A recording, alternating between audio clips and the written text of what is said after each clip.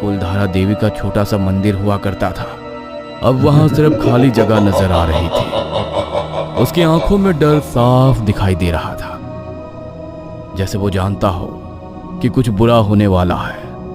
वहीं दूसरी ओर अहंकार में डूबा श्यामलाल इन सब बातों से बेपरवाह था।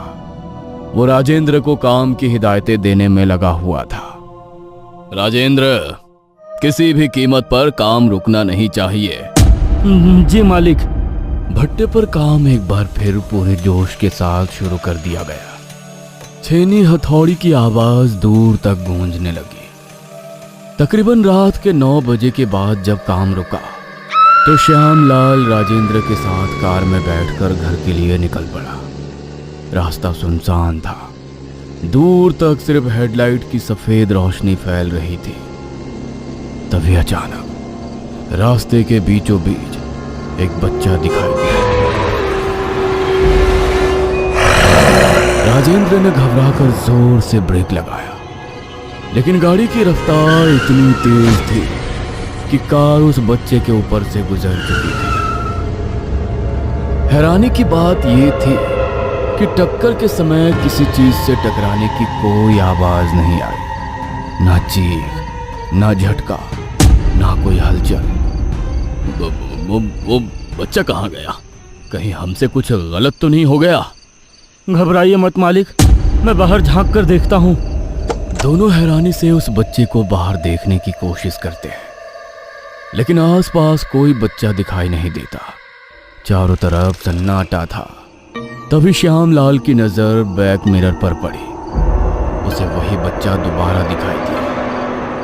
उसे जिंदा देखकर श्यामलाल की आंखें हैरानी और डर से फटी रह गई। राजेंद्र, वो बच्चा कैसे बच गया? मुझे लगता है हमें एक बार बाहर जाकर देखना चाहिए। इतना कहकर श्यामलाल कार का दरवाजा खोलने ही वाला था कि राजेंद्र ने घबराकर उसका हाथ पकड़ लिया। नीचे मत उतरिए मालिक, वहां कोई नहीं है, हमें यहां से तुरंत निकलना होगा। अरे मगर वो बच्चा। राजेंद्र ने बिना कुछ बोले कार स्टार्ट की और तेजी से वहां से निकल गया। उसकी आंखों में ऐसा डर था जैसे वो श्यामलाल से कुछ छिपा रहा हो। अगले दिन शाम को भट्टे पर श्यामलाल चुपचाप बैठा, गहरी सोच में डूबा था। तभी उसने सामने काशी को खड़ा देखा। उसे देखते ही श्यामलाल ने इशारे से उसे अपने पास बुला लिया। अरे काशी, मैं तुझे ही बुलाने वाला था। मुझे पूछना था कि क्या यहाँ आसपास आदिवासियों की कोई बस्ती है? नहीं मालिक, यहाँ आसपास कोई बस्ती नहीं है, मगर आप ऐसा क्यों पूछ रहे हैं?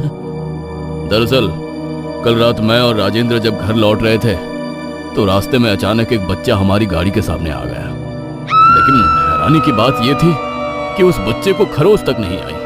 मैं अभी तक यही सोच रहा हूँ कि अचानक उस सुनसान इलाके में वो बच्चा आया कहाँ से? बच्चा कहाँ दिखा था आपको? क्या बच्चा वो गंजा था? हाँ, वो गंजा था और हमें सामने वाले रोड पर दिखाई दिया था। ये सुनते ही काशी का चेहरा पीला पड़ गया। उसके होंठ कांपने लगे। इसका मतलब बचुआ लौट आया है। वो लौट आया है। वो जिस किसी को ही दिखाई देता है उसका नाश होना निश्चय है। अब आपको सिर्फ देवी ही बचा सकती है, वो किसी को नहीं छोड़ेगी। मालिक। कहते कहते अचानक काशी लड़खड़ाया और जमीन पर गिर पड़ा। श्यामलाल ने तुरंत कुछ मजदूरों को आवाज लगाई। काशी, क्या हुआ? अरे कोई है? जल्दी कोई इसे अस्पताल लेकर जाओ। जी मालिक। कुछ मजदूर भागते हुए आए और उसे उठाकर तुरंत अस्पताल ले गए। पता नहीं अब इसे क्या हो गया, हमेशा बहकी बहकी बातें करता रहता है।